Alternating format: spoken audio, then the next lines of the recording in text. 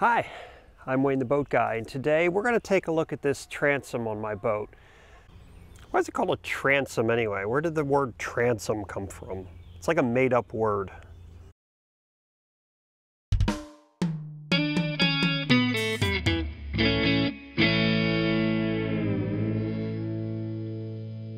I was getting ready to address these holes here where I had taken off my kicker motor bracket. And as I was pushing stuff through there, I started looking at this aluminum trim right here and thinking, I wonder if there's a way I can check to see what kind of condition my transom's in. So I actually, I'm going to go take a look at it right now. My plan was originally just to fill in these holes right here where my kicker bracket mounted. Then there's the holes on the inside. And as I was thinking about filling them in, I was taking a look at this aluminum right here. And if you notice, it's got some pop rivets in it. And then it's got some screws. And this piece here is actually kind of loose and just screwed in right here. We're going to take a look underneath here and see what there is to see with regards to this transom. Now, as far as this transom goes, it feels okay. I know the floors were redone in this boat a couple of years ago. When I bought the boat, the previous owner had redone the floors. They were still just painted in fiberglass. He explained how he did it. I walked all around on there, stomped around and everything, and it's very, very solid.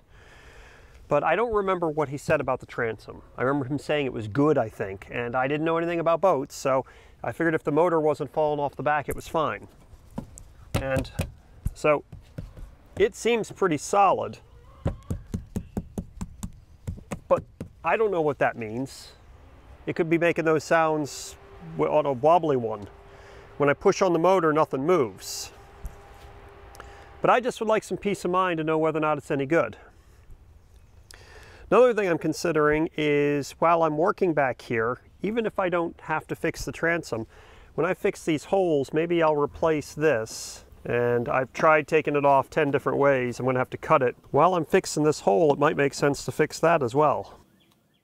I really don't know a whole lot about transoms.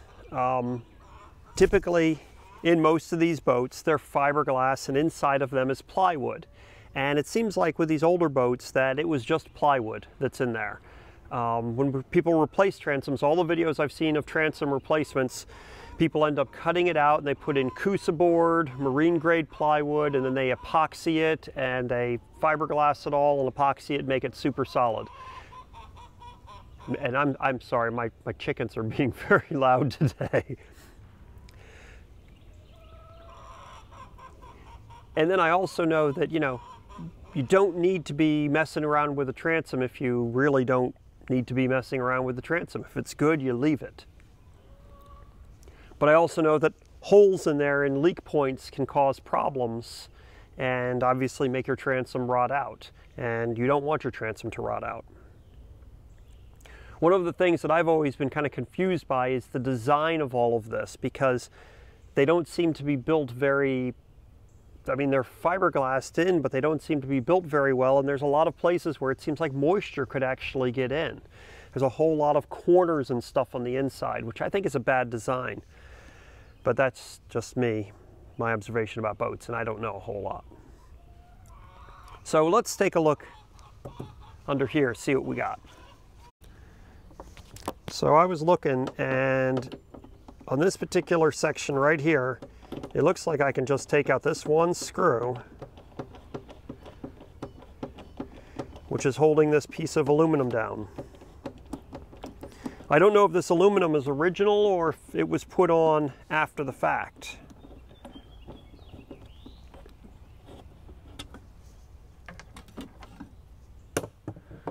All right, let's see what we got here. So this had been like, looks like it had been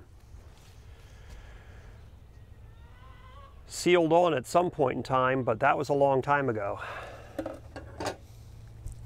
Got a bit of fiberglass right here. We got a gap. So we got the exterior fiberglass, which is quite thick. This, see how this is moving? And I can feel wood. feels damp. And I don't know what that is. Some ooky stuff. So another thought is this one of those things where you cut a hole down lower to see what's going on, you know? Possibly just cut out a square to take a look at it. Even if this transom is savable, I probably should re-seal all of this aluminum along here. What's disconcerting is that I keep a tarp over the boat, and that's been covering it, and it's been that way all winter long, and that's still damp feeling. So I don't know what that is. I don't know if that's wood putty, something putty-like in there, but it's damp feeling. So if it's damp feeling up here, I would assume it's probably very saturated down there. I was looking up a couple things about how you pull off your motor. How much does a 90 horsepower Evinrude 2-stroke motor weigh? Well, apparently they're about 300 pounds or so, or anywhere from 2 to 3 to 400 pounds. So I'll need to get an engine hoist in here to pick that up, and you disconnect everything if you go to take that off. That could be a fun project. By fun, I mean a lot of work. Here's another thought too. I have screws on the inside here. There's 1, 2, 3, 4, 5, 6, 7 screws with something on the inside screwing to the outside. So I wonder if maybe the previous owner had replaced that board at one point in time. Maybe they just put the screws in to help hold it together for a little bit longer to sell the boat. Didn't consider that option. Obviously, if I go to take on this project, it's a big project. You're pulling the engine, so you got to disconnect everything. You got to get the engine off of here. You got to have a place to set the engine, so I got to have an engine stand.